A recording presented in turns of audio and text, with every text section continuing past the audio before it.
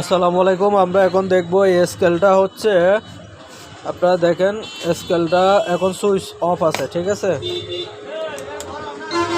এই যে আমি স্কেলটা অন করলাম, অন করার পরে আবার আমি এটা অফ করে দিলাম। এখন আমার অফ আছে, সুইচ অফ আছে।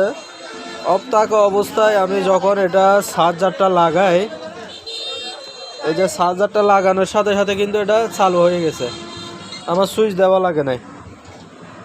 আমি যে চার্জার লাগানোর সাথে সাথে আপনারা দেখেন, এই যে চার্জারটা লাগানোর সাথে সাথে আমার স্কেলটা চালু হয়ে গেছে এবং এটা সুইচে কাজ করতেছে না, ঠিক আছে। এটা সুইচে কাজ করতেছে না, আপনারা দেখেন, একটু লক্ষ্য করেন। আমি যখন এখন চার্জারটা নিয়ে ফেলবো,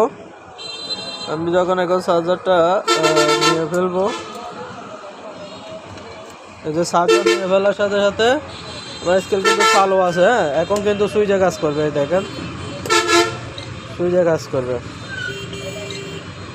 আমি আবার এটা বন্ধ করে দিলাম, বন্ধ করে এখন সুইচ কিন্তু আমার অফ আছে, ঠিক আছে, স্কেলটা অফ আছে। আমি যখন এখন চার্জারটা লাগাবো তখন এটা অটোমেটিক আবার অন হয়ে গেছে, চার্জার লাগানোর সাথে সাথে অন হয়ে গেছে। আমরা এখন এটা সমাধান করে আপনাদেরকে দেখাবো। সমাধান হচ্ছে, আপনারা এই দেখেন এখানে সুইচে এই কেবলটা কিন্তু এই জায়গায় লাগানো ছিল, ঠিক আছে, সুইচের এই প্রান্তে লাগানো ছিল। সুইচে দুইটা সুইচের কেবল আছে, আর একটা হচ্ছে ব্যাটারি কেবল।